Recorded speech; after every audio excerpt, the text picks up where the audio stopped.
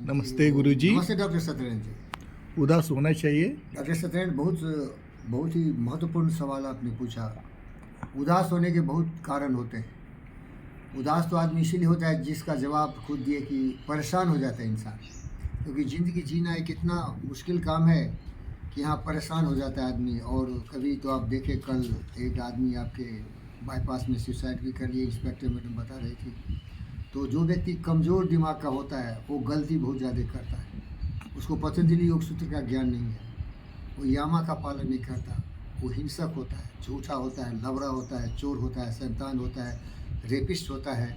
वो दूसरों के धन पर लोभ लालच डालता है, नियमा का भी पालन नहीं करता, वो स्वच्छ नहीं होता, मन वचन कर्म से वो बहुत ही अपवित्र व्यक्ति होता है और संतोष नहीं होता उसको।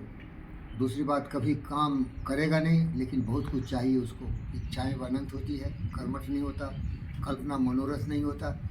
इसके बाद वो व्यक्ति कभी भी अपनी सोच का सहारा नहीं लेता, वो किसी का चमचा बन जाता है, किसी का वो हायर आदमी होता है, क्रिमिनल्स, मर्डरर्स। और वो व्यक्ति कभी भी नियम कानून को पालन नहीं करता है। तो ऐसे व्यक्ति के ज़िंदगी में तो नरक ही नरक है, क्योंकि सत्य का पालन नहीं करता। सत्य क्या है? सत्य है जो सबके हित में हो। सत्य वो है जिससे कि ब्रह्मांड चलती है। गुरुत्वाकर्षण सत्य है, जनरल थ्योरी ऑफ रिलेटिविटी सत्य है, फोटो इलेक्ट्रिक इफेक्ट सत्य है, इलेक्ट्रिसिटी सत्य है जिससे कि आपको ऊर्जा मिलती है, सूर्य सत्य है, चंद्र सत्य है, सत्य सत्य है। इसीलिए जो ज्ञानी महापुरुष होते हैं चिंता फिक्र छोड़ के केवल सत्य की उपासना करते हैं। दिनचर्या जीने के लिए अब्राहम मैस्लो, आपका दोस्त ने बोल दिया, फिजियोलॉजिकल नीड्स, इसके लिए वो मेहनत मजदूरी करते हैं, रोटी कपड़ा मकान की समस्या का समाधान करते हैं। फिर उसका फिजियोलॉजिकल नीड्स, दूसरा नीड्स क्या है उसका? Social needs, physiological needs. इसके बाद उसका सेफ्टी एंड सिक्योरिटी नीड्स होता है। सेफ्टी सिक्योरिटी का मतलब कुछ कमाने का, कुछ धन दौलत कमाने का, सेफ्टी होनी चाहिए, समाज में जिंदा रहे, दूसरों का सहारा नहीं बन जाए। सोशल नीड्स, जीने के लिए पति पत्नी की आवश्यकता होती है, परिवार की आवश्यकता होती है। जब ये सब की पूर्ति हो जाती है तो उसको थोड़ा शान ठाठ बाट चाहिए, तो स्टीम नीड्स होता है।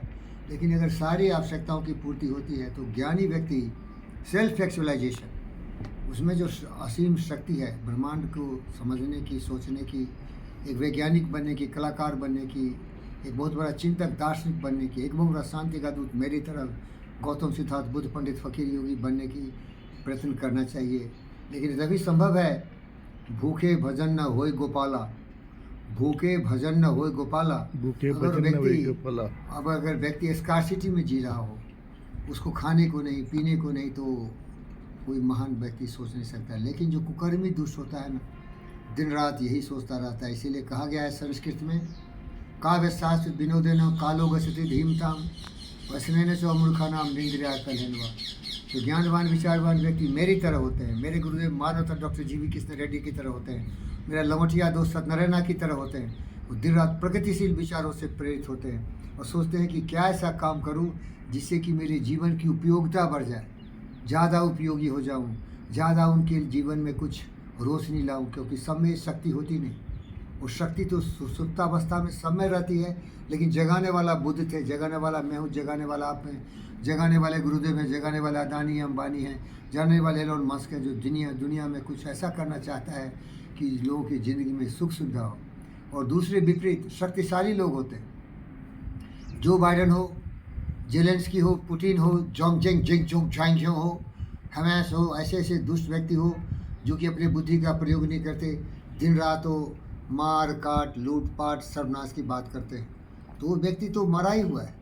जिसकी सोच सुबुद्धि से नहीं प्रचलित होती है, वो व्यक्ति ऑलरेडी मर चुका है और वही करता रहता है, हमेशा सोचता रहता है।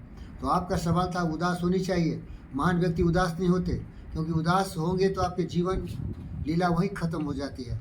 उम्मीद उत्साह से कल्पना के सहारे कुछ अद्भुत कार्य करने के लिए। और इसको सारांश को समाप्त करता हूँ मैं एडिसन की इसके प्रवचन से।